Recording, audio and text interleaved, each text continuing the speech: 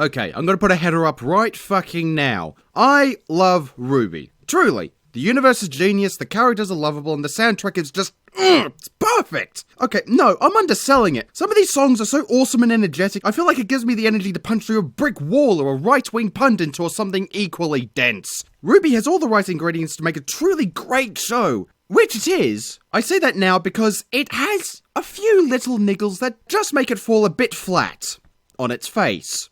And break both his legs. And gouge out his eyes with his exposed famous— Wait. No, I'm reading the wrong script. It's got a few problems, but overall, still pretty good. Let's look into the details. RWBY is a pseudo-anime where a bunch of teenagers are going off to high school, no college. Okay, a bit weird, but this is an American show. Of course it's going to have a bullshit education system.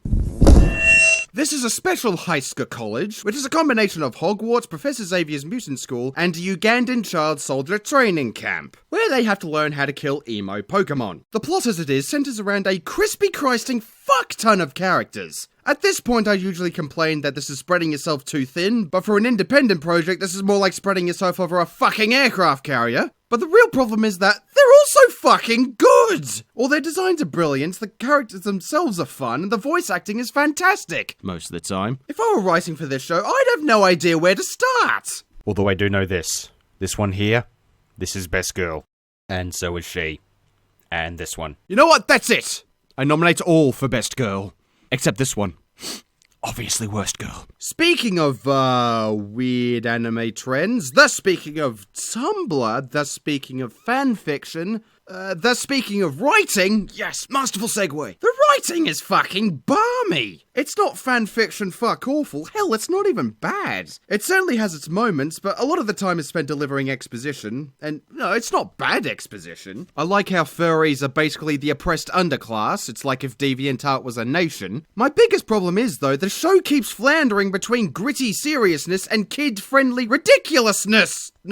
Of course, there's nothing wrong with swinging both ways. Hell, I wish some of the characters would do that. Ha! Ha! No, seriously. But there's a difference between proudly striding into the movie store, picking up both Dirty Harry and Finding Nemo, and striding back out again, and timidly walking into the store, assuming the fetal position and screaming, "What do I choose? What do I choose?" I mean, come on, the main character's got a literal death scythe with a sniper rifle taped to it. If you gotta cut a bitch, it needs to draw blood. It looks weird otherwise. Oh, and the plot reveals are a sweetie bag of jobs. I mean, a sweaty bag of knobs. I was more shocked and surprised when I noticed the sun rising in the morning. Which, you know, I wouldn't complain about if they didn't treat it like such an astounding fucking revelation. I mean, really? The girl who acts a bit odd and can't seem to properly function socially and has floating swords sticking out of her back turns out she's actually autistic! Oh no, you're yanking my chain, aren't you? And to be honest, I'm a trifle miffed, really. Research have shown that they can tell light-hearted stories that have their edgier moments alongside them. But it's probably best you take all criticism I've made with the minutest grain of salt. I have been railing on the show, but really, it is worth watching purely for one thing. The action. It is the best of anything. Ever. With the aforementioned kick-ass music, it's more like fucking dancing. With the cinematography, the distance, the angles, the balance of speed and slow-mo, it's just sploffing perfect.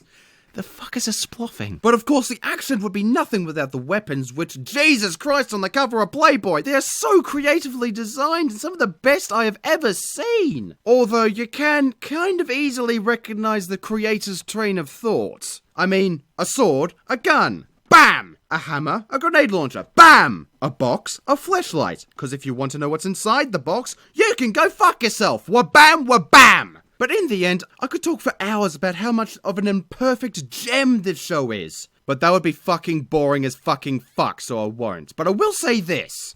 RWBY, as it is now, it doesn't really feel like a full show that's meant to stand up on its own merits. And feels more like a build-up to something. I don't know what that something is, but after 3 fucking years, if it's anything less than a Lady Godzilla with machetes for arms and miniguns for tits destroying North Korea, I'm going to punch a nun out of sheer sexual frustration! Addendum. The script of this video was written previously to the release of Season 3. As such, I would like to make this statement. Yeah, it's alright so far.